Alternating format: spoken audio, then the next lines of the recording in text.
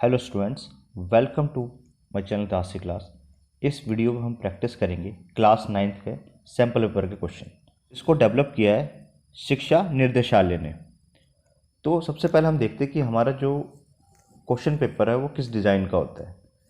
तो यहाँ पे लिखा हुआ है कुछ general instructions. This question paper consist of 50 questions.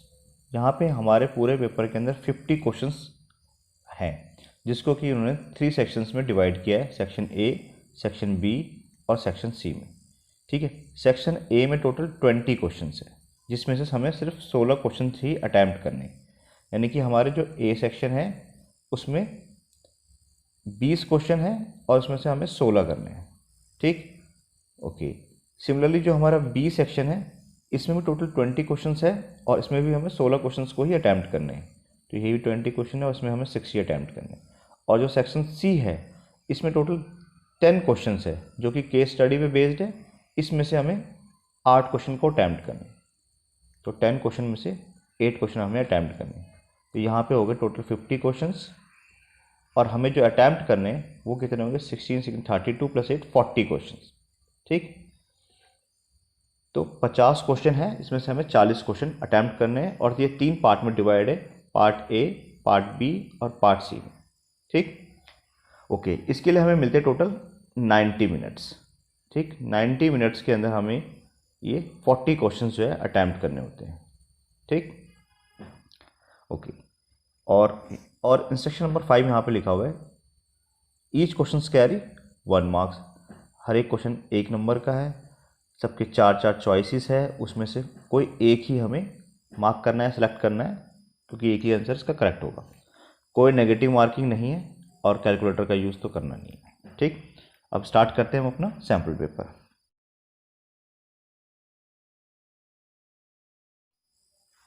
Section A है। सेक्शन ए में टोटल 20 क्वेश्चन है, जिसमें से हमें 16 क्वेश्चन के आंसर देने हैं। फर्स्ट क्वेश्चन है, यदि प्रतिवर्ती कोण वह है जिसका कोण 90 डिग्री से अधिक होता है, 90 डिग्री से कम है, 180 डिग्री से अधिक और 360 डिग्री से कम, और कोण 180 डिग्री के बराबर होता है, तो हमें पता है कि जो रिफ्लेक्स एंगल बनता है, ठीक है, जैसे मान लेते हैं कोई भी यहाँ पे एंगल बन रहा है और ये जो बाहर में आपको बड़ा वाला एंगल दिखाई दे रहा है, इसको हम बोलते हैं रिफ्लेक्स एंगल, प्रतिवर्ती कोण। तो ये जो हमेशा कोण बनता है 180 डिग्री से अधिक बनता है और 360 डिग्री से कम बनता है। तो हमारा जो करेक्ट आंसर आ जाएगा ऑप्शन नंबर सी आ जाएगा। क्वेश्चन नंबर 2 है, एक त्रिभुज की भुजाओं का अनुपात 2:1:3 है और परिमाप 24 सेंटीमीटर है। तो त्रिभुज की सबसे बड़ी भुजा की लंबाई निकालनी है। ठीक, तो देखिए यहाँ पर भुजाओं का अनुपात गिवन है। ठीक, तो हम क्या करें, डायरेक्ट मान लेते हैं कि पहली भुजा 2x हो जाएगी, उसके बाद अगली भुजा जो x हो जाएगी और जो तीसरी भुजा है वो 3x हो जाएगी। ठीक है, और उसने ये भी कहा है कि इनका परिमाप जो है वो 24 सेंटीमीटर। परिमाप का मतलब है सबको जोड़ने पे जो है हमारा कितना आ रहा है, 24 आ रहा है। ठीक, तो ये इक्वल टू 24 लिख सकते हैं। तो देखिए 2 और 1 3, 3 और 3 6 हो गए, 6x बराबर 24 हो गया। तो x की जो वैल्यू आ जाएगी 24/6 यानी कि 4 आ जाएगा। ठीक, उसने बोला सबसे बड़ी भुजा यानी कि 3x, तो 3 गुना में 4 कितना आ गया, 12 आ रहा है। तो हमारा जो उत्तर आ जाएगा 12 सेंटीमीटर, यानी कि ऑप्शन नंबर सी आ जाएगा। क्वेश्चन नंबर 3 है, एक परिमेय और अपरिमेय संख्या का गुणनफल। ठीक है, the product of rational and irrational number. तो कोई भी एक रैशनल नंबर लीजिए, जैसे मैंने लिखा सपोज कि 2 या 2/3 लिख दिया, और दूसरा कोई अपरिमेय संख्या लिखा, इरेशनल नंबर, सपोज कीजिए मैंने √3 लिख दिया। तो हमारा जो उत्तर आएगा वो कैसा आएगा, उसमें इरेशनल नंबर जरूर रहेगा। ठीक है, तो यहाँ पर हमारे जो ऑप्शंस है, इंटीजर आएंगे, रैशनल नंबर आएगा, इरेशनल नंबर आएगा, या समटाइम्स रैशनल समटाइम इरेशनल आएगा। ठीक, तो हमारा जो करेक्ट आंसर निकल जाएगा वो आएगा ऑलवेज एन इरेशनल नंबर, यानी कि ऑप्शन नंबर सी हो जाएगा, सदैव एक अपरिमेय संख्या होगी। क्वेश्चन नंबर 4 है, दो पूरक कोणों का अनुपात। ठीक है, दो कम्प्लीमेंट्री एंगल। तो सबसे पहले बताइए कम्प्लीमेंट्री एंगल होता क्या है, जिनका सम जो है 90 डिग्री होता है और उनका जो रेशियो है वो 10:8 है। तो एक जो है 10 पार्ट है, यानी कि 10x मैंने लेट कर लिया, और दूसरा जो है 8 पार्ट है, यानी कि मैंने उसको 8x लेट कर लिया। तो दोनों को हमें पता है कि ऐड करने पे कितना आएगा, 90 आएगा। कोई कम्प्लीमेंट्री 90 डिग्री का होता है। तो 18x इक्वल टू कितना हो गया, 90, x की वैल्यू आ जाएगी 90/18 यानी कि 5। ठीक, तो उसने पूछा है एंगल्स क्या होंगे, तो बस 10 × 5 कितना निकलेगा हमारा 50 निकलेगा, 8 × 5 हमारा कितना निकलेगा 40 निकलेगा, तो 40 डिग्री और 50 डिग्री यानी कि हमारा जो करेक्ट ऑप्शन आ जाएगा ऑप्शन नंबर ए आ जाएगा। नेक्स्ट क्वेश्चन है क्वेश्चन नंबर 5, निम्न में से कौन सी संख्या अपरिमेय, कौन सी इरेशनल है। तो इरेशनल नंबर्स का मतलब क्या है, जो संख्या रूट में ही रह जाती है, रूट से बाहर नहीं निकल पाती, वो हमारी इरेशनल होती है। तो देखिए यहाँ पे ये 2 का स्क्वायर है, ये 3 का स्क्वायर, यानी कि इसमें 2/3 बाहर निकल सकती है, तो ये तो होगी नहीं। इसमें देखिए अगर मैं इसको √3 को इसे कट कर दूं तो क्या बचेगा, √4 बचेगा, और √4 का मतलब है 2 बाहर आ जाएगा, तो ये भी नहीं है। √5 में से कुछ बाहर आएगा, नहीं आएगा, तो हमारा जो करेक्ट आंसर यही आएगा। और इसमें से क्या बाहर आ रहा है, इसमें से 9 बाहर आ रहा है। तो उसने बताया कि इरेशनल बताइए, तो √5 क्या है, इरेशनल, क्योंकि 5 जो है रूट से बाहर नहीं निकल सकता। ठीक है, तो रूट में ही रहेगा, इसलिए हमारा करेक्ट आंसर जो आएगा ऑप्शन नंबर सी आ जाएगा। क्वेश्चन नंबर 6 है, निम्नलिखित में से कौन सी त्रिभुज की सर्वांग कसौटी नहीं है। ठीक है, देखिए साइड एंगल साइड ये तो होती है, एंगल साइड एंगल ये भी होती है, SSA साइड साइड एंगल ये नहीं होती, तो हमारा जो करेक्ट आंसर आ जाएगा ऑप्शन नंबर सी आ जाएगा, ये भी होती है। ठीक है, तो करेक्ट इसका जो आंसर उसने पूछा है कि कौन सी नहीं है, कसौटी नहीं है। ठीक है, is not a criterion for the congruency, तो SSA जो है कोई क्राइटेरिया नहीं है, तो हमारा करेक्ट आंसर है option number C. Question number 7 है, एक त्रिभुज की दो भुजाएं हैं 18 सेंटीमीटर और 10 सेंटीमीटर, उसका परिमाप दे रखा है पेरीमीटर 42 सेंटीमीटर, तो उसने बोला त्रिभुज का क्षेत्रफल बताइए। तो देखिए जल्दी से कैसे करेंगे इस क्वेश्चन को। सबसे पहले जो हमारे पे एक साइड है यहाँ पे, तो मैंने ए की वैल्यू 18 मान ली, ये दूसरी साइड है तो मैंने बी की वैल्यू 10 मान ली। सी कैसे निकलता है, जो हमारा पेरीमीटर गिवन है कितना 42, इसमें से इसको माइनस कर देंगे, तो ये 28 बनता है, 28 माइनस कर दिया तो कितना बच गया 14 हो गया। ठीक है, अब हमारे पास ए की वैल्यू भी है, बी की वैल्यू, सी की वैल्यू भी। एस कैसे निकलता है, ए प्लस बी प्लस सी, और वो ऑलरेडी कितना गिवन है 42 गिवन है, तो हमें दोबारा ऐड करने की जरूरत नहीं, डायरेक्ट हम 42 यूज़ करेंगे। इसको 2 से डिवाइड किया तो हमारा आ गया कितना 21। अब हमारे पास एस की वैल्यू निकल चुकी है, अब निकालते हैं हम क्या, एरिया। तो सबसे पहले लिखेंगे एस, अब लिखेंगे एस माइनस का ए, फिर एस माइनस का बी, और एस माइनस का सी। ठीक, तो ये तो हो गया 21 एज इट इज़, ये हो गया हमारा 3, ये हो गया हमारा 11, और ये हो गया हमारा 7। तो 7 और 3 कितना था 21, 21 इंटू 21 यानी कि 21 तो बाहर निकल गया, क्या बचा रूट में 11 बच गया, तो ये हमारा आंसर मैच कर रहा है ऑप्शन नंबर बी से, तो करेक्ट आंसर निकल गया। क्वेश्चन नंबर 8 है, त्रिभुज ABC और PQR में AB और बराबर है AC के, एंगल C बराबर एंगल P के, एंगल B बराबर एंगल Q के, तो त्रिभुज होंगे। तो देखिए जैसे अगर मान लेते हैं कि ये मेरा कोई एक त्रिभुज है और दूसरा त्रिभुज ये है। ठीक, अब उसने कहा है, इसका नाम देते पहले, ये A है, ये B है, ये C है, ये P है, ये Q है, और ये R है। ठीक, उसने बोला AB जो है AC के बराबर है, ये AB है और ये AC बराबर है। ठीक, और C जो है P के बराबर है, ये वाला एंगल C जो है वो एंगल P के इक्वल है, और B जो है ये वाला एंगल B है, ये हमारा Q के इक्वल है। ठीक, तो दो त्रिभुज कैसे होंगे, तो देखिए यहाँ पर PQ वाले साइड की बात हो रही है, यहाँ पे BC वाले साइड की हो रही है, लेकिन AB का इससे कोई रिलेशन नहीं दे रखा। B जो है वो Q के इक्वल है, C P के इक्वल है, बट उनके बीच में कोई कॉमन साइड नहीं है। तो ये जो त्रिभुज होंगे तो हम कह सकते हैं कि ये आइसोसीलस है बट कॉन्ग्रुएंस नहीं है, यानी कि हमारा जो आंसर आ जाएगा ऑप्शन नंबर ए आ जाएगा। तो हम कह सकते हैं कि ये जो ट्रायंगल है वो आइसोसीलस तो है, ठीक है, समद्विबाहु त्रिभुज तो है, बट जरूरी नहीं है कि ABC इसके सर्वांग सम। ठीक है, क्वेश्चन नंबर 9 है, 0.35 को हमें P/Q के फॉर्म में लिखना है। तो तरीका क्या है, x = 0.35 लिख देते हैं। ठीक, 35 जो है बार बार रिपीट हो रहा है। अब दो नंबर रिपीट हो रहे हैं, इसे हमने 2 0 से मल्टीप्लाई कर दिया।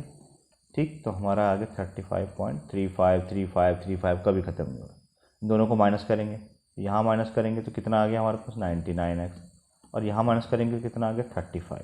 ठीक है, ये देखो 35.353535 है जो कभी ख़त्म नहीं हो रहा। और ऊपर वाला जो नंबर है वो 0.353535 है। यहाँ तो 0 0 0 आता रहेगा। ठीक है, और यहाँ पे क्या बचा, सिर्फ 35 बचा हमारे पास। ठीक, ओके। तो एक्स की वैल्यू कितनी आ गई 35/99। सिंप्लीफाई हो रहा है, नहीं हो रहा, और हमारा ऑप्शन भी मैच कर रहा है, यानी कि आंसर आ जाएगा ए। क्वेश्चन नंबर 10 है, आंकड़े 29 है, 81 है, ये सारा दे रखा है, का परिसर निकालना है। ठीक है, हमें रेंज निकालनी। देखिए रेंज होता क्या है, रेंज होता है हमारा मैक्सिमम माइनस का मिनिमम। ठीक है, सबसे बड़ी वैल्यू में सबसे छोटा माइनस करना है। तो सबसे बड़ी वैल्यू देखिए यहाँ पे एक तो 81 दिख रहा है, 81 से बड़ा यहाँ पे कोई है 91 है। सबसे बड़ी वैल्यू तो हमें 91 मिल गई है, और सबसे छोटी वैल्यू यहाँ पे 6 दिख रही है। तो इसमें माइनस कर देंगे, कितना बचा, 85 बच गया। तो हमारा जो आंसर आ जाएगा ऑप्शन नंबर सी आ जाएगा। क्वेश्चन नंबर 10 देखते हैं। यहाँ लिखा है equation of line which is 5 unit distance above the x axis is. अगर मान लेते कि ये हमारा एक कोऑर्डिनेट है, ठीक, और इस तरीके से हम लाइन ड्रॉ करते हैं, तो देखिए उसने बोला है कि एक्स एक्सिस से 5 मीटर, एक्स एक्सिस से 5 यूनिट अबव। ठीक है, तो देखिए मान लेते हैं ये 1 है, ये 2 है, ये 3 है, ये 4 है, और ये 5। यहाँ से कोई लाइन जा रही है। ठीक, तो मान लेते हैं हमने यहाँ से एक लाइन जो है पहले ड्रॉ कर ली। ठीक, अब उसने पूछा है कि इसकी इक्वेशन क्या होगी। ठीक है, तो इस पॉइंट पे हमें दिख रहा है, इस पॉइंट पे जो क्या है, सिर्फ और सिर्फ y की वैल्यू होती है। ठीक है, x की वैल्यू क्या है, यहाँ पे 0 है, और y की कोई वैल्यू होगी। ठीक है, और y की वैल्यू कितनी 5 है वैसे तो, क्योंकि लिखी हुई है 5 unit above the x axis लिखा है। ठीक है, तो यहाँ पे सिर्फ और सिर्फ y की वैल्यू, x की कोई वैल्यू नहीं है। तो देखिए ध्यान से, जहाँ पे y की वैल्यू आ रही, इसमें x की वैल्यू x इक्वल टू 5, इसमें x y दोनों हैं, इसमें देखिए y, इसको मैं लिख सकता हूँ y इक्वल टू 5, यानी कि y की वैल्यू सिर्फ गिवन है y इक्वल टू 5। तो हमारा जो करेक्ट आंसर आ जाएगा ऑप्शन नंबर सी आ जाएगा। ठीक, क्वेश्चन नंबर 12 है, x equal to 3 and y equal to -2 समीकरण का एक हल है, तो k का मान निकालना है। तो हमें k की वैल्यू फाइंड आउट करनी है, और x इक्वल टू 3 और y इक्वल टू -2 इसका एक सोल्यूशन है। तो सोल्यूशन होने का मतलब ये है कि जो हमारी इक्वेशन है kx - 3y इक्वल टू 12, इसमें x के बदले तो हमें 3 यूज़ करना है, 3 पुट करना है, और y के बदले हमें यहाँ पे -2 का यूज़ करना है। तो मैं लिखता हूँ k इंटू 3 -3 इंटू वाई को लिखेंगे -2 इक्वल टू 12। ठीक, तो ये हो गया 3k, और ये माइनस माइनस हो गया यहाँ पे प्लस, तो मैं लिखूँगा 6 इक्वल टू 12। तो 3k इक्वल टू आ जाएगा, 6 को उधर ले आते हैं, 12 - 6 6 बच गया, और k की वैल्यू आ गई 6/3 यानी कि 2। तो हमारा जो करेक्ट आंसर आ जाएगा ऑप्शन नंबर बी आ जाएगा। क्वेश्चन नंबर 13 है, the class marks of frequency distribution are given as follows. 15, 20, 25, 30 जो भी इस तरह का क्लास मार्क दे रखा है। तो उसने पूछा है कि वर्ग चिन्ह 15 के संगत वर्ग कौन सा है, तो कौन सा क्लास है। ठीक, देखिए अगर जो 15 यहाँ पर है तो क्लास यहाँ शुरू हो रही होगी और यहाँ पे ख़त्म हो रही होगी। ठीक, उनके बीच में 15 आ रहा होगा। तो देखिए इस नंबर में ए वाले ऑप्शन में देखिए यहाँ पे 12.5 होगा और यहाँ 17.5 होगा। अब यही क्यों होगा, क्योंकि देखिए यहाँ पे गैप कितने का आ गया, 2.5 का आ गया, और यहाँ पे गैप कितना आ गया, 2.5 का आ गया। निकालते कैसे हैं ये, हम निकालते हैं जो वो भी क्लास इंटरवल लिखा होगा उन दोनों को ऐड करते हैं और 2 से डिवाइड करते हैं। तो जैसे मर्जी आप निकाल दीजिए, जैसे आपको समझ में आ रहा है। इन दोनों क्लास इंटरवल को ऐड करके 2 से डिवाइड करने पे फिर 15 आ रहा है। या इसको आप ऐसे समझिए कि दोनों के बीच में गैप इक्वल है, ऑटोमेटिकली 2 से डिवाइड हो रहा होगा, तो भी निकल सकते हैं।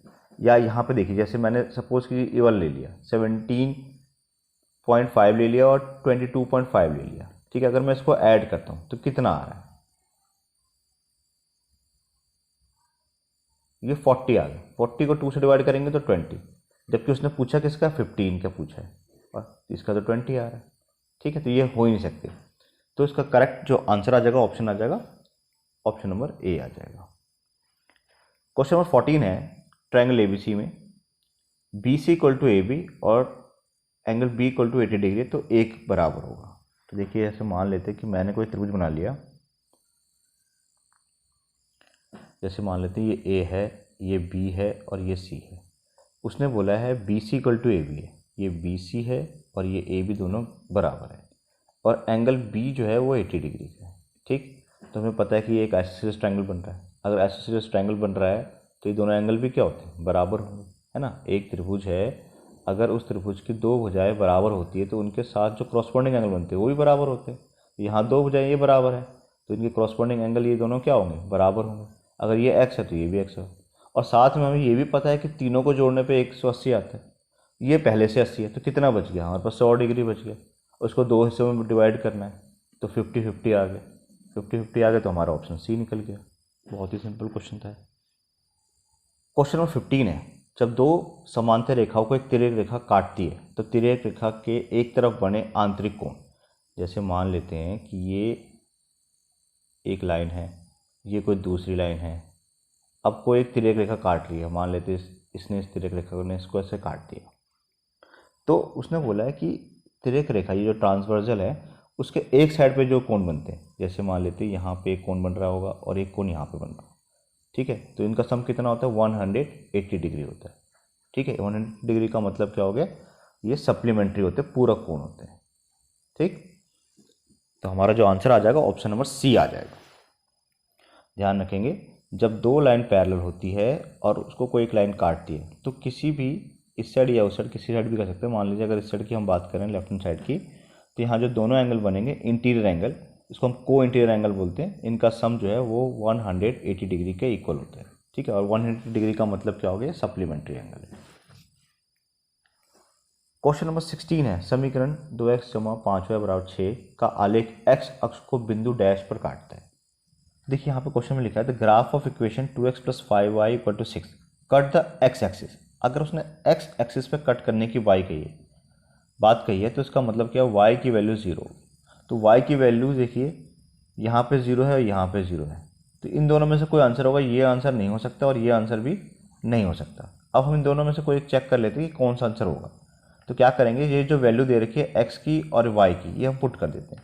सबसे पहले बीच को चेक करते हैं, तो 2 × x की वैल्यू क्या है, 3 है, प्लस 5 × 0, ये तो खत्म ही हो गया, इक्वल टू कितना आ गया, 6।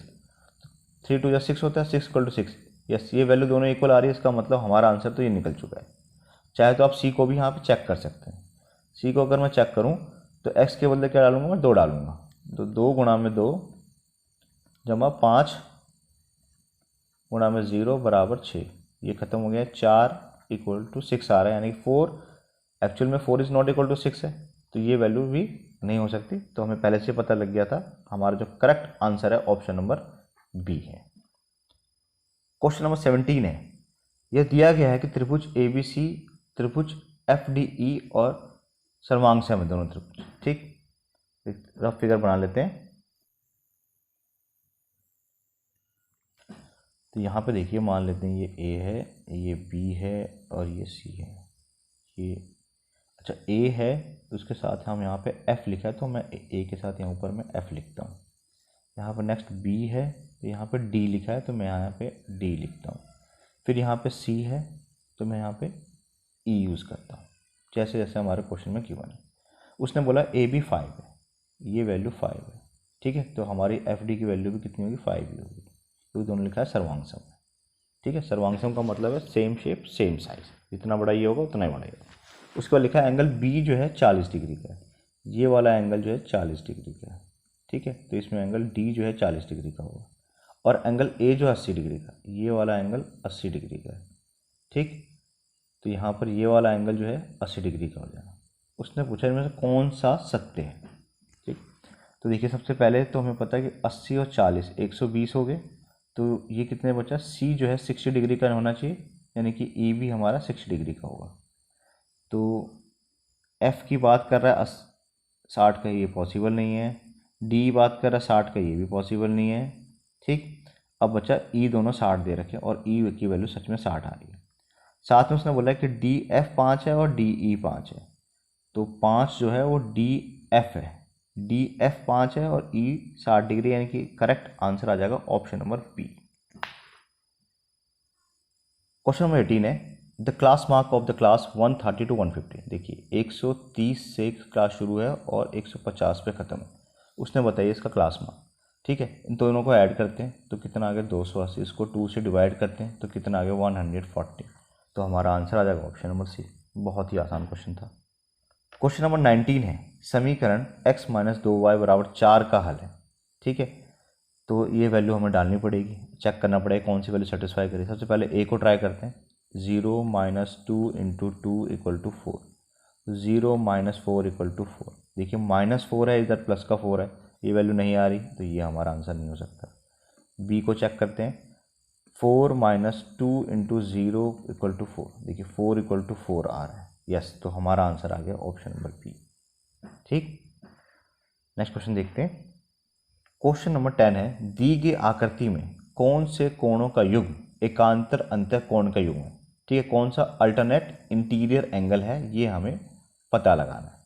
तो देखिए 3, अगर 3 है तो इसके साथ में 6 होना चाहिए। ठीक है, और अगर हमारा 4 है तो उसके हाथ में 5 होना चाहिए। अब देखिए कौन सा मैच कर रहा है, 3 के साथ 6, यस ये मैच कर रहा है। और अगर हम 4 के साथ 5 होना चाहिए, नहीं है। 4 के साथ 5 होना चाहिए, नहीं है। 1 2 तो है ही नहीं, तो हमारा करेक्ट आंसर आ जाएगा ऑप्शन नंबर ए। तो इस तरीके से हमने पार्ट ए के 20 क्वेश्चन देखे और पार्ट ए में हमें टोटल 16 क्वेश्चन अटैम्प्ट करने होते हैं। अब हम पार्ट बी देखते हैं। सेक्शन बी के अंदर टोटल 20 क्वेश्चन होते हैं। सेक्शन ए में भी टोटल 20 थे, सेक्शन बी में भी टोटल 20 क्वेश्चन ही होते हैं, जिसमें से हमें कोई भी 16 क्वेश्चंस को सॉल्व करना होता है। 16 क्वेश्चन जो है हमें सॉल्व करके अटैम्प्ट करने हैं। देखिए 21st क्वेश्चन है, यदि 30 + x का संपूरक कोण 40 हो तो x का मान होगा। ठीक है, तो सवाल ये है कि ये जो कोण है ये इसका संपूरक है। ठीक है, यानी कि 40 और ये 30 + x, ये दोनों सप्लीमेंट्री एंगल है। सप्लीमेंट्री एंगल यानी कि इनका सम हो गया 180। तो मैं लिखता हूँ कि 30 प्लस का x और प्लस का 40 डिग्री, इन दोनों को ऐड किया जाए तो कितना आता है 180 डिग्री आता है, क्योंकि सप्लीमेंट्री लिखा है। तो 30 + 40 कितना हो गया 70, तो 180 डिग्री। इसको इस साइड ले आते तो माइनस का 70, कितना बच गया 110 डिग्री बच गया। तो हमारा जो आंसर आ जाएगा ऑप्शन नंबर ए आ जाएगा 110 डिग्री। ठीक, 22 क्वेश्चन है, एक त्रिभुज ABC में कोण A - B = 42 डिग्री है और कोण B - कोण C जो है वो 21 डिग्री है। तो कोण B का माप बताइए। ठीक है, तो देखिए ध्यान से, अगर हमारे पास लिखा है कोण A - कोण B = 42 डिग्री है, तो इससे अगर हम कोण A की वैल्यू निकालें तो क्या आएगा 42 डिग्री, और -B उस साइड जाकर क्या बन गया प्लस का B बन गया। ठीक है, ओके। उसी तरीके से यहाँ पे देखिए जो लिखा है कोण B - कोण C = 21 डिग्री। तो अगर मैं इसमें B का मान निकालूं तो एंगल B = क्या हो जाएगा 21 और प्लस का एंगल C। ठीक है, तो देखिए अब हमारे पास A की वैल्यू आ चुकी है 42 प्लस का एंगल B, और कोण B का मान आ रखा है 21 प्लस का C। और हमें पता है कि कोई भी त्रिभुज है उसके अगर तीनों कोणों को जोड़े, यानी कि एंगल A को जोड़े, एंगल B को जोड़े और एंगल C को जोड़ेंगे तो हमारे पास 180 डिग्री आएगा। तो मैं A के बदले कह सकता हूँ यहाँ पे 42 प्लस का कोण B, तो मैंने लिखा यहाँ पे 42 प्लस का कोण B। B को एज रहने देते हैं यहाँ पे। और C है, देखिए यहाँ पे जो हमारी ये वाली इक्वेशन है इसमें अगर मैं C की वैल्यू निकालूँ तो एंगल C क्या होगा, एंगल का B और माइनस का 21। ठीक है, इसमें हमने C की वैल्यू निकाल दी, तो C केवल ले सकते हैं हम यहाँ पे एंगल B - 21 = 180 डिग्री। तो देखिए B यहाँ पर है, B यहाँ पे है और B यहाँ पे है, तो ये हमारे पास क्या हो गया 3B हो गया। तो 3 टाइम्स तो B आ गया, और ये 42 है उसमें से 21 को माइनस कर देंगे तो प्लस का 21 बच गया। ठीक है, = 180 डिग्री। तो 3 टाइम्स एंगल B = क्या आ जाएगा 180 डिग्री माइनस का 21। तो ये हमारे पास कितना आ जाएगा, ये बच गया है 159। ठीक है, और इस 3 को अपॉन में आ जाएगा, तो 3 5 जा एंड 3 3 जा 53 डिग्री वैल्यू आ गई किसकी, एंगल B की। और हमें B की वैल्यू ही निकालनी थी यहाँ पे, तो हमारा जो करेक्ट ऑप्शन आ जाएगा आंसर नंबर C आ जाएगा। क्वेश्चन नंबर 23 है, दिस का मान ज्ञात कीजिए, हमें इसकी वैल्यू क्या निकालनी है। तो देखिए करना क्या है, 3 को इस 18 से गुणा करते हैं, तो 18 3 जा ये 54 होता है। ठीक, तो 54 वाला एक ये है और एक ये, यानी कि ये तो आंसर होगा नहीं, ये भी आंसर होगा नहीं। ठीक, अब देखिए ए की पावर क्या है, यहाँ पे है ए की पावर 4 और यहाँ पे ए की पावर 3, तो कितना बन जाएगा, ए की पावर 7 बन जाएगा। तो ए की पावर 7 वाला ये आंसर है, तो हमारा डायरेक्ट आंसर निकल गया ऑप्शन नंबर डी। ठीक है, नेक्स्ट देखते हैं question number 24। In a frequency distribution the mid value of class is 10, the width of the class is 6, the lower limit of the class. तो देखिए मिड वैल्यू जो है 10 गिवन है। ठीक है, अगर कोई सीरीज़ यहाँ से शुरू है और यहाँ पे ख़त्म होती है, तो देखिए इस क्लास में इसकी जो मिड वैल्यू है, क्लास इंटरवल की जो वैल्यू दे रखी है, तो यहाँ पे जो वैल्यू दे रखी है वो 10 दे रखी है। ठीक है, तो और उसने बोला है जो क्लास इज 6 है, क्लास का जो साइज़ है वो 6 का है। ठीक, क्लास 6 का है मतलब ये हुआ कि 6 को 2 पार्ट में डिवाइड करना है, इस साइड 3 और इस साइड भी 3। ठीक है, तो 10 में से 3 को माइनस कर दिया तो क्या बचा, 7 आ गया, और यहाँ 10 में से 3 को ऐड करेंगे तो यहाँ पे 13 आ गया। उसने पूछा लोअर लिमिट, लोअर लिमिट ये वाली होती है, तो हमारा जो आंसर आ जाएगा वो ऑप्शन नंबर बी आ जाएगा। ठीक, क्वेश्चन नंबर 25 है, एक समद्विबाहु त्रिभुज में यदि शीर्ष कोण आधार कोणों के योग का दुगना है तो त्रिभुज के शीर्ष कोण का माप देखिए। अगर मान लेते हैं कोई एक त्रिभुज है, ठीक है, जैसे मैंने एक त्रिभुज बना लिया, ये उसने कहा है कि ये समद्विबाहु त्रिभुज है, मान लेते हैं कि दोनों क्या है, बराबर है। अगर बराबर होंगे तो इनके ये दोनों कोण भी क्या होंगे, ये भी बराबर होंगे। ठीक, उसने बोला कि शीर्ष कोण आधार कोण के योग का दुगना है। ठीक, ये वाला जो कोण है, ये वाला कोण, ये कोण मैंने x मान लिया। ठीक है, शीर्ष कोण है, आधार कोण के योग का दुगना, आधार के कोण ये है, इनके योग का दुगना है। अगर ये y होगा तो ये भी y होगा, ठीक है, क्योंकि समद्विबाहु त्रिभुज है। तो x की जो उसने वैल्यू कही है, शीर्ष कोण जो है वो आधार कोण के योग, इन दोनों योग को कर देते हैं, जोड़ देते हैं, y जमा y के योग का दुगना, तो इसको दुगना कर देते हैं, तो x बराबर क्या हो जाएगा 2, और y कितना हो गया 2y। ठीक है, तो हम कह सकते हो x इक्वल टू 4y।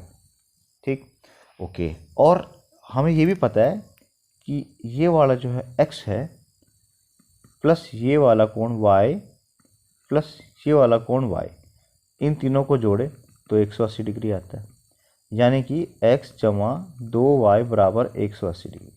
ठीक, तो हम x के बदले क्या लिख सकते हैं, 4y लिख सकते हैं, तो मैंने लिख दिया यहाँ पे 4y प्लस का 2y equal to 180 degree, 6y equal to 180 degree, तो y की वैल्यू कितनी है कि 180 अपॉन में 6 यानी कि 30 डिग्री।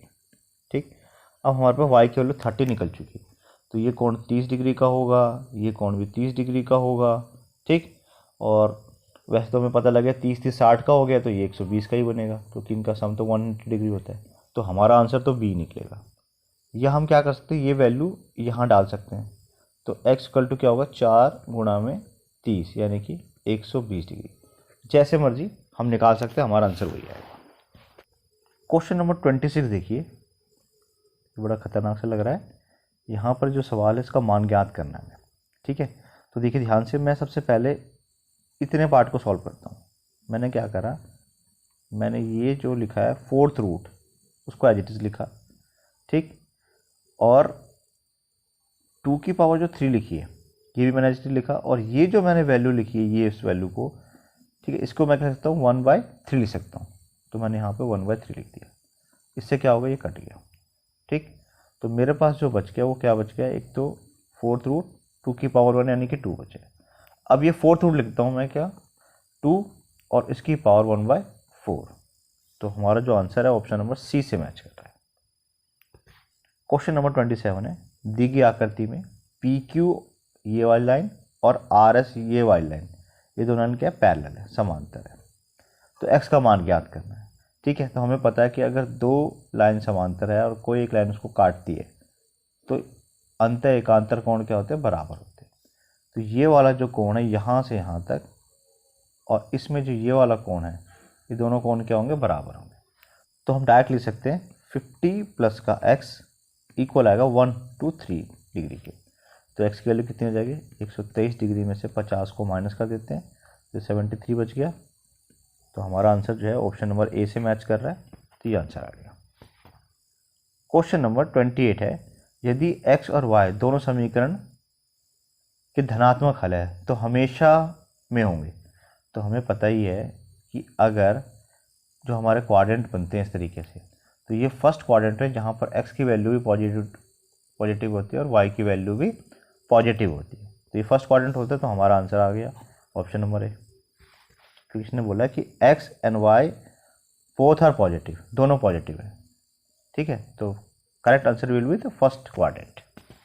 क्वेश्चन नंबर 29 देखिए, इसमें ये वैल्यूज़ दे रखी है, इसका हमें मान याद करना है। अब देखिए ये क्वेश्चन कितना खतरनाक है और इसको सॉल्व कितनी हम आसानी से करते हैं। देखिए फर्स्ट पार्ट को देखते हैं, फर्स्ट पार्ट को, इस पार्ट को देखते हैं सिर्फ। 1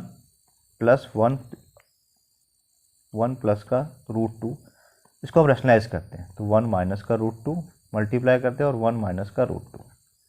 तो ऊपर तो 1 माइनस का √2 बच गया और नीचे में क्या बच गया है, a प्लस बी है और ये a माइनस का b है, यानी कि a का स्क्वायर माइनस b का स्क्वायर, तो 1 माइनस 2। तो हमारे पास फाइनली आ गया 1 माइनस का √2 अपॉन में -1।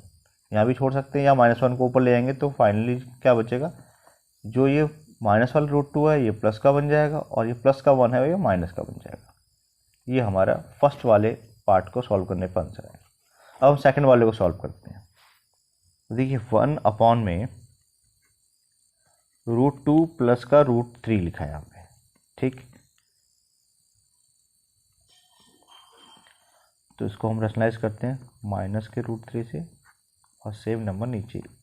ठीक है, तो ऊपर में तो आएगा √2 माइनस का √3, ये कैसे आया, 1 से मल्टीप्लाई करने पे। और यहाँ पे सेम वही है, यहाँ पे a प्लस बी है, यहाँ पे a माइनस बी है, तो a square minus B square, तो √2 का स्क्वायर 2 हो जाएगा और √3 का स्क्वायर 3 हो जाएगा। तो फिर यहाँ पे सेम वही चीज़ बची है, √2 माइनस √3 और माइनस का 1। इस माइनस को ऊपर ले जाएंगे तो ये माइनस वाला जो है वो प्लस का बन जाएगा और ये प्लस का √2 तो ये माइनस का बन गया। ठीक, ठीक है, उस आप तीसरे को भी सॉल्व करते हैं। अगर हम तीसरे को सॉल्व करते हैं तो 1/√3 प्लस का √4, इसको भी आप रैशनलाइज करते हैं। ठीक है, तो हमारे पास बचता क्या है, ऊपर तो √3 माइनस का √4 बचता है और नीचे में -1 बचेगा।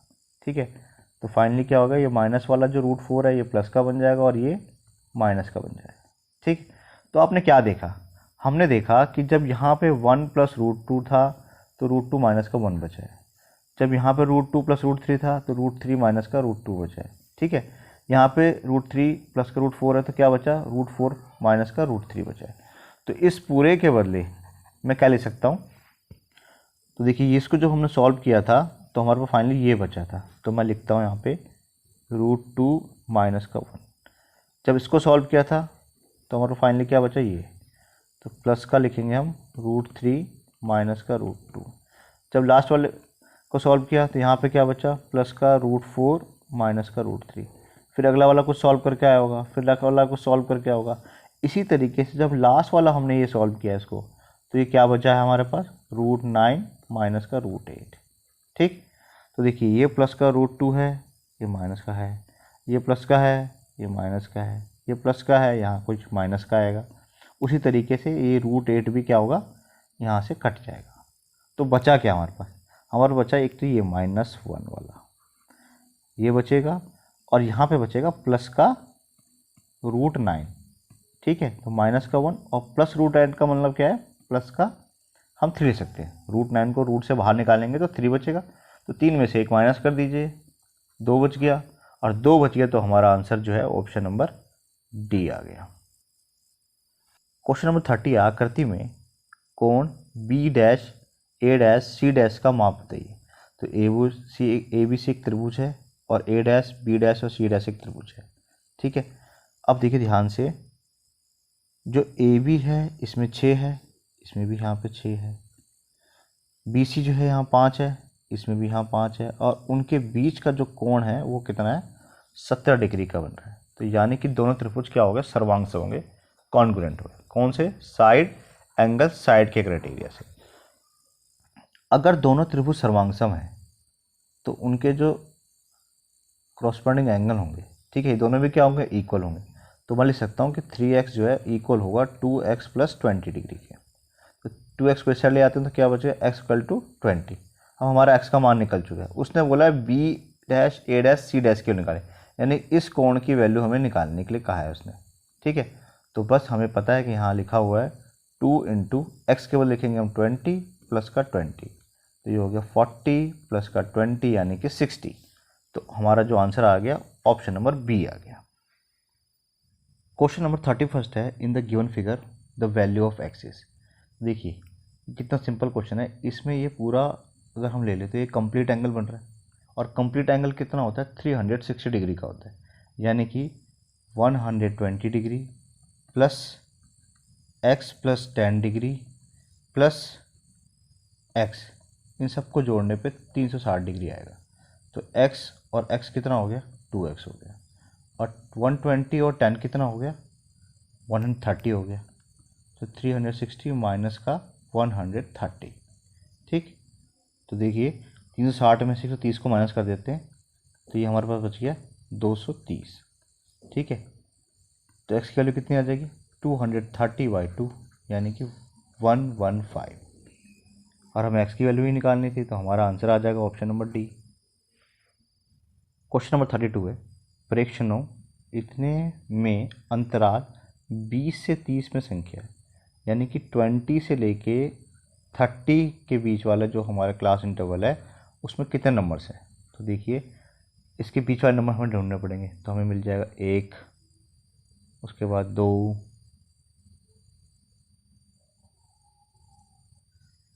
ये रह गया था 3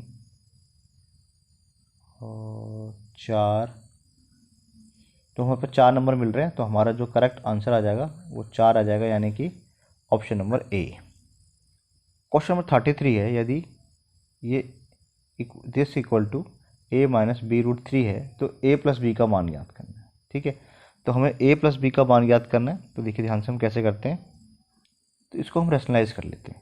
हम यहाँ लिखते हैं √3 - 1 अपॉन में √3 + का 1, रैशनलाइज करते हैं √3 - का 1 अपॉन में √3 - का 1।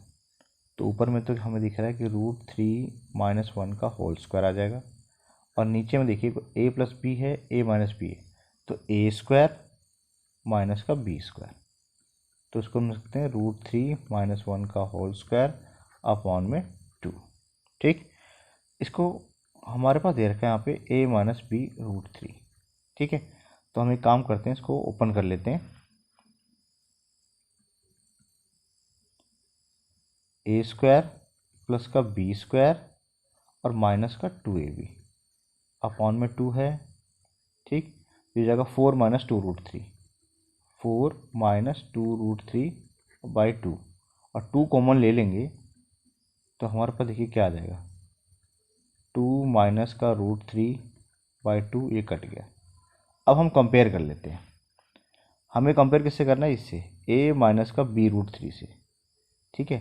a माइनस का b√3 से कंपेयर करते हैं। तो देखिए सबसे पहले यहाँ a है, यहाँ भी a है, यानी कि a की वैल्यू तो हमारे पास 2 आ गई।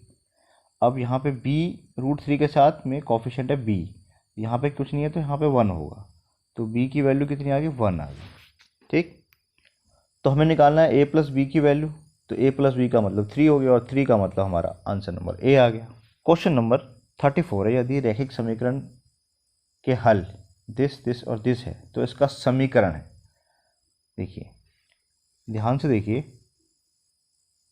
0 0 में तो हमें समझ में नहीं आएगा 0 0 की वैल्यू में, लेकिन अगर y की वैल्यू पॉजिटिव है तो x की वैल्यू क्या है, नेगेटिव है, और यहाँ अगर x की वैल्यू पॉजिटिव आ रही है तो y की वैल्यू नेगेटिव है, ठीक है। तो जैसे अगर हम पहला इक्वेशन ले तो y = क्या आ रहा है, x आ रहा है। y = x आने का मतलब ये है कि अगर x पॉजिटिव होगा तो y पॉजिटिव होगा, और x नेगेटिव है तो y भी नेगेटिव होगा। ये तो हमारा आंसर नहीं हो सकता। सेकंड इक्वेशन ले, x = माइनस का y है ना, प्लस का y है, उस साइड जाके माइनस का y हो गया। अब देखिए ध्यान से, अगर मैं x की वैल्यू 2 ले लूँ तो y की वैल्यू क्या आएगी,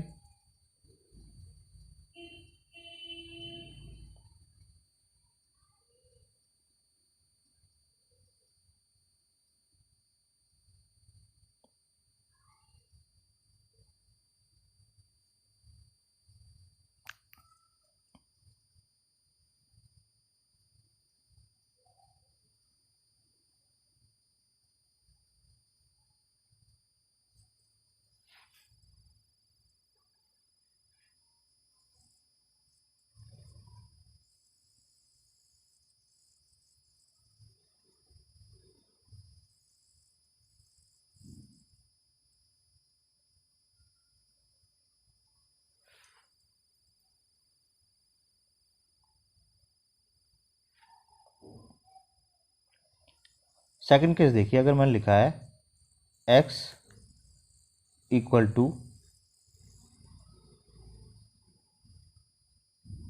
ये प्लस का y है, ये उस साइड जाके क्या हो गया, माइनस का y हो गया। ठीक है, तो x की वैल्यू पॉजिटिव है तो y की वैल्यू क्या आ रही है, माइनस की आ रही है।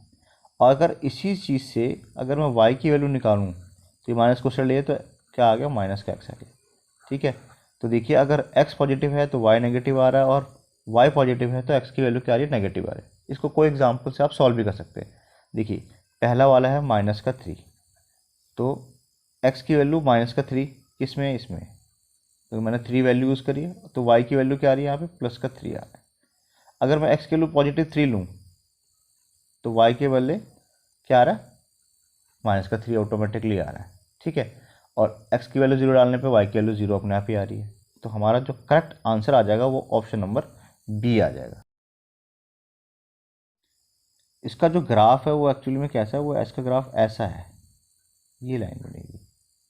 ठीक है, x की वैल्यू पॉजिटिव तो y की वैल्यू नेगेटिव, और y की वैल्यू नेगेटिव तो x की वैल्यू पॉजिटिव। क्वेश्चन नंबर 35 है, एक सतत बारंबारता बंटन में एक वर्ग का वर्ग चिन्ह 15 है और निम्न सीमा 13 है, तो उसकी उस सीमा बताइए। देखिए उसने बताया कि इसका वर्ग चिन्ह 15 है, यहाँ पे बीच में 15 है। ठीक है, और यहाँ से यहाँ क्लास इंटरवल है, जिसने बोला है कि निम्न सीमा जो लोअर लिमिट है वो 13 है। तो गैप कितने का है, 2 का है, यहाँ भी 2 जोड़ देंगे तो कितना आ गया, 17। ये हमारा अपर लिमिट आ गया, यानी कि answer number D. Question number 36 है, एक अध्यापिका अपने इस वर्ष के रिजल्ट को पिछले वर्ष के रिजल्ट से तुलना करना चाहती है। उसने कक्षा में प्रत्येक विद्यार्थी से अंक पूछे और 75% से ऊपर प्राप्त अंकों की संख्या लिख ली। पिछले वर्ष 75% से अधिक अंक प्राप्त करने वालों की संख्या के लिए उसने अपने परिणाम रजिस्टर खोलकर संख्या लिख ली।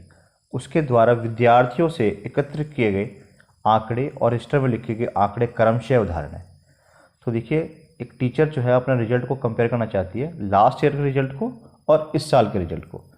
तो उसने जिन जिन बच्चों के 75 से ज़्यादा मार्क्स आए, यानी कि डिस्टिंक्शंस आए हैं, उसके साथ कंपेयर कर रही है। तो ये डाटा कैसा है, तो देखिए जो अभी जो बच्चों से मार्क्स पूछ रही हैं, ठीक है, ये तो फर्स्ट टाइम डाटा कलेक्शन हो रहा है, यानी कि ये प्राइमरी डाटा है। और जो लास्ट ईयर के रजिस्टर में मार्क्स लिखे हुए हैं, ये हमारा सेकेंडरी डाटा है। तो हमारा जो करेक्ट आंसर आ जाएगा प्राइमरी एंड सेकेंडरी आ जाएगा। ठीक है, क्योंकि जो फर्स्ट हैंड डाटा कलेक्शन होता है वो प्राइमरी डाटा होता है, और जो पहले से ही डाटा कलेक्ट है, यानी कि लास्ट ईयर का रिजल्ट है जो पहले से रजिस्टर्ड है, वो हमारा सेकेंडरी डाटा है। क्वेश्चन नंबर 37 है, x इक्वल टू वाई का आलेख एक सरल रेखा है। ठीक है, तो जैसे मान लेते हैं कि ये हमारे x एक्सिस और y एक्सिस है। अब x इक्वल टू वाई है, x इक्वल टू वाई का मतलब है हमारा ग्राफ जो है कुछ इस तरह का बनेगा। ठीक, ये हमारा x इक्वल टू वाई का ग्राफ है। तो ये कैसा है, x एक्स के लंब है, y एक्स के लंब है, x के समांतर है, मूल बिंदु से गुजरता है। तो हमें साफ साफ दिख रहा है कि ये जो है मूल बिंदु से हमारा गुजर रहा है, यानी कि ऑप्शन नंबर डी आ जाएगा, passing through the origin. Question number 38 है, दिए गए ग्राफ समीकरण को दर्शाता है। तो देखिए इसमें से कौन समीकरण को यहाँ दर्शा रहा है, यहाँ पे देखिए x की वैल्यू 2 है, y की वैल्यू 2 है। तो ये पॉइंट जो है जिसको सेटिस्फाई कर लेगा वही हमारा आ जाएगा। अगर मैं पहला वाला लेता हूँ ए वाला, तो 3 इंटू एक्स की वैल्यू 2 है, y की वैल्यू भी 2 है, इक्वल टू 10। देखिए तो 6 माइनस 14, 10 नहीं आएगा, तो ये तो नहीं है। ठीक है, सेकंड देखिए y के बदले है 2 और x के बदले भी 2 लेते हैं, इक्वल टू 3। तो 2 माइनस का 4, 3 नहीं आएगा, तो ये भी नहीं है। तीसरा वाला देखिए 8 इंटू 2 और 6 इंटू 2 इक्वल टू 4। तो 16 माइनस 12 इक्वल टू 4, 4 आ रहा है, 4 इक्वल टू 4 आ रहा है। इसका मतलब जो करेक्ट आंसर आ जाएगा ऑप्शन नंबर सी आ जाएगा।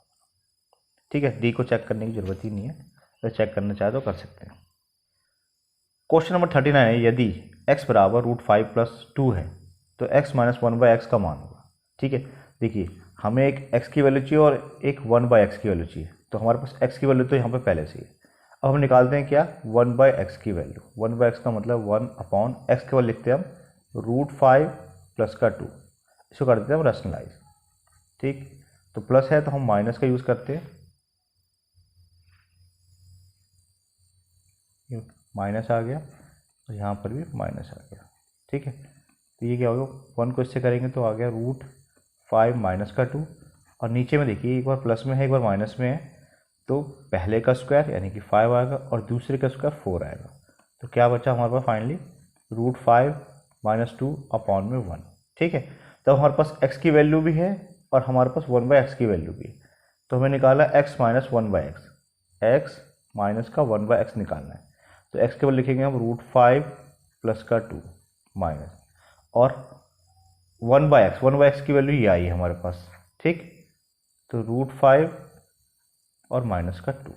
ठीक, इसको हम सॉल्व कर देते हैं बस। ये माइनस का √5 हो जाएगा, ये प्लस का 2 हो जाएगा, तो ये तो कट जाएगा। तो 2 और 2 4 हो गया, यानी कि ऑप्शन नंबर बी आ गया। क्वेश्चन नंबर 40 है, दी गई आकृति में a जमा b का मान है। ठीक है, तो देखिए ध्यान से, यहाँ से लेके यहाँ तक पूरा कितने का बनता है, 180 डिग्री का बनता है, ये बात हमें पता है। ठीक, अब उसमें से ये वाला जो एंगल है वो कितना है, 90 डिग्री का है। ठीक, ये 90 डिग्री का एंगल, तो कितना बच गया, ये a और b बच गया, यानी कि 90 आंसर आ जाएगा। तो बहुत ही आसान क्वेश्चन था, ऑप्शन नंबर सी आ गया। अब हमारा सेक्शन सी स्टार्ट होता है। सेक्शन सी जो है वो केस स्टडी बेस्ड क्वेश्चन है। इसमें टोटल जो है 10 क्वेश्चन होते हैं और जिसमें से हमें कोई से भी 8 क्वेश्चन होते हैं। ठीक है, 2 केस स्टडी क्वेश्चन आएंगे। पहले क्वेश्चन के अंदर 5 पार्ट होते हैं और दूसरे क्वेश्चन के अंदर भी 5 पार्ट होते हैं। इसमें से हमें कोई से भी 8 क्वेश्चन जो है अटैम्प्ट करने होते हैं। जरूरी नहीं कि हम यहाँ से 4 क्वेश्चन करें और यहाँ से 4 क्वेश्चन करें, हम यहाँ से 5 भी कर सकते हैं और यहाँ से 3 भी कर सकते हैं। यानी कि कुल मिलाकर सिर्फ हमें 8 क्वेश्चंस जो है अटैम्प्ट करने, वो कोई से भी 8 हो सकते हैं। लिखा है यहाँ पे any 8 are to be attempted. तो फर्स्ट केस स्टडी है हमारी, एक सोसाइटी में निवासियों द्वारा बच्चों के लिए एक पार्क और एक पार्किंग क्षेत्र बनाने का निर्णय लिया गया है। नीचे दिए गए अनुसार ABC पार्क को दिखाता है और DEFG पार्किंग को दिखाता है। जैसे ये हमें दिख रहा है कि ABC तो पार्क है और जो DEFG ये क्या है, पार्किंग है। ये हमारा पार्किंग है और ये क्या हमारा, ये पार्क है। ठीक, ओके, यहाँ पे लिखा हुआ है children's parking area, ABC shown as the park और DEFG shown as the parking area. First question है यहाँ पे, write the coordinates of A। तो देखिए A हमारा यहाँ पर है, तो इसमें देखिए x की वैल्यू कितनी है, 1 है और y की वैल्यू कितनी है, 2 है। तो x की वैल्यू 1 यहाँ पर है और y की वैल्यू 2 यहाँ पर है। तो हमारा जो करेक्ट आंसर आ जाएगा ऑप्शन नंबर A आ जाएगा। सेकंड देखिए 42 है, D के निर्देशांक लिखने, कोऑर्डिनेट्स ऑफ D। तो D पॉइंट हमारा यहाँ पे। ठीक, इसमें देखिए x की वैल्यू कितनी है, 5 है। तो x की वैल्यू 5 में सिर्फ ऑप्शन नंबर C दिख रहा है, तो यही हमारा डायरेक्ट आंसर निकल गया, कुछ चेक करने की जरूरत ही नहीं है। क्वेश्चन नंबर 43 है, right the coordinates of F। तो F पॉइंट हमारा यहाँ पर है। ठीक, ये हमारा F कोऑर्डिनेट है। इसमें देखिए x की वैल्यू कितनी आ रही है, 8 आ रही है। x की वैल्यू 8 सिर्फ एक ही ऑप्शन में, यानी कि ये हमारा आंसर आ गया। ठीक है, हमें y चेक करने की ज़रूरत नहीं है, हमारा टाइम बचेगा। नेक्स्ट देखिए क्वेश्चन नंबर 44 है, पार्क का क्षेत्रफल निकालना है हमें। ये हमारा पार्क है ABC। तो देखिए यहाँ से यहाँ तक की जो लंबाई है वो कितनी है, ये कितनी है, 1 से शुरू हो रही है और 3 पे ख़त्म हो रही है, यानी कि 2 यूनिट है ना, 1 यूनिट और 1 यूनिट, टोटल कितने होंगे, 2 यूनिट होगी। ठीक, उस तरीके से ये 2 से शुरू होके 4 पे ख़त्म हो रही है, तो टोटल कितनी होगी, 2 यूनिट इसकी हाइट होगी। तो एरिया का फॉर्मूला क्या होता है, 1/2 बेस इंटू हाइट। तो 1/2 what is base, base 2 unit है और हाइट भी 2 यूनिट है। ये कट गया तो क्या बच गया, सिर्फ 2 बच गया, यानी कि ऑप्शन नंबर बी आ जाएगा। क्वेश्चन नंबर 45 है, एरिया ऑफ द पार्किंग। इस पार्किंग का एरिया निकालना है। तो देखिए यहाँ से देखिए 1 2 3 यूनिट का ये स्क्वायर बन रहा है। ठीक है, और यहाँ पे देखिए 1 2 3, तो 3 × 3 कितना हो गया, 9 होता है, क्योंकि स्क्वायर का एरिया क्या होता है, A × A है ना, यानी कि 3 × 3 निकल जाएगा 9। तो हमारा जो करेक्ट आंसर आ जाएगा option number C, 9 square unit. अब केस स्टडी 2 है। यहाँ पे देखिए एक त्रिभुजाकार खेत के शीर्ष ए, बी और सी है तथा इसकी भुजाओं की लंबाई 120 मीटर, 80 मीटर और 50 मीटर है।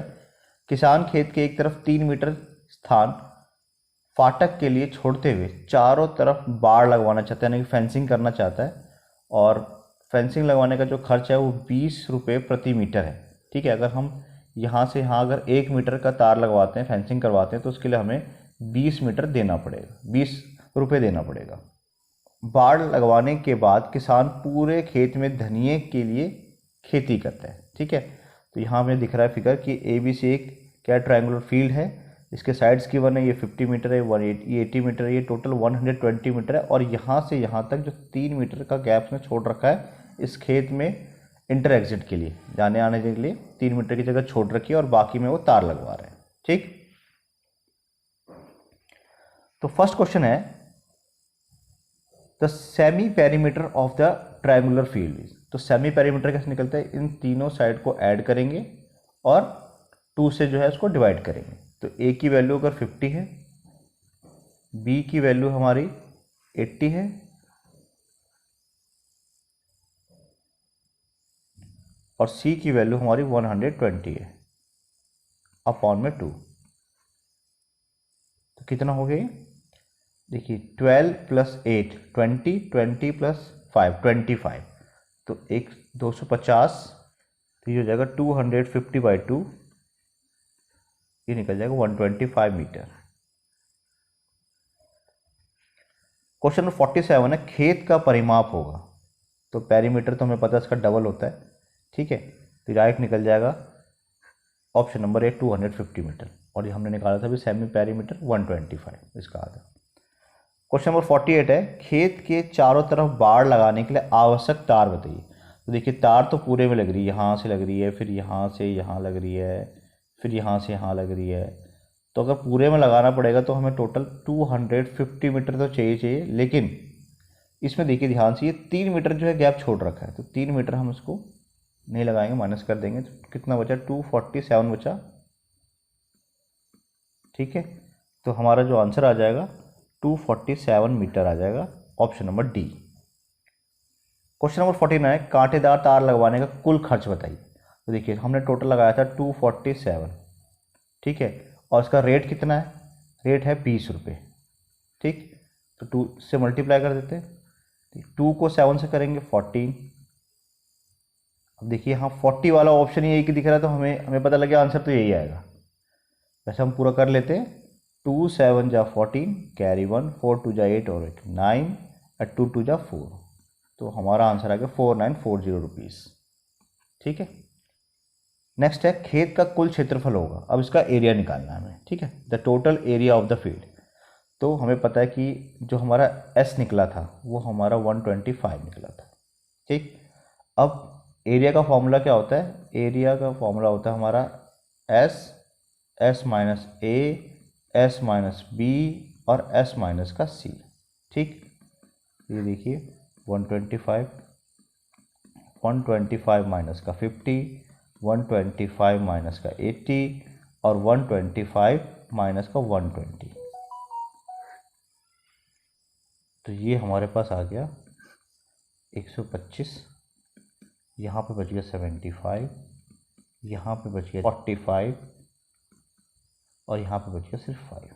ठीक, देखिए मैं इसको लिख सकता हूँ 25 × 5। ठीक है, और इसको लिखता हूँ मैं 25 × 3। ठीक, इससे क्या होगा, 25 कॉमन आ जाएगा। इस 45 को लिख सकता हूँ मैं 3 3 जा 9 और 9 × 5, 45 हो गया, और एक 5 यहाँ पे। अब इसके पेयर बना लेते हैं। देखिए यहाँ से और यहाँ से 25 कॉमन आ चुका है, इस 5 से और इस वाले 5 से एक 5 कॉमन आ गया, इससे एक 3 कॉमन आ गया, तो क्या बचा है, तो 3 और 5 बच गया है। इसको ऐसे लिखते हैं, 15 वाला ऑप्शन ही एक है, तो हमारा तो आंसर ही आएगा। ठीक है, तो करेक्ट आंसर जो आएगा ऑप्शन नंबर बी आ जाएगा। तो इसी तरीके से हमें अपने पेपर के अंदर अपने क्वेश्चन पेपर को सॉल्व करना है, टाइम को बचाना है। तो आपको ये वीडियो कैसी लगी हमें कमेंट करके बताएं। अगर वीडियो अच्छी लगी तो उसको लाइक करें, अपने फ्रेंड का शेयर करें, और अगर वीडियो से रिलेटेड कोई भी सजेशन है तो कमेंट जरूर करके बताएं। Thanks for watching video.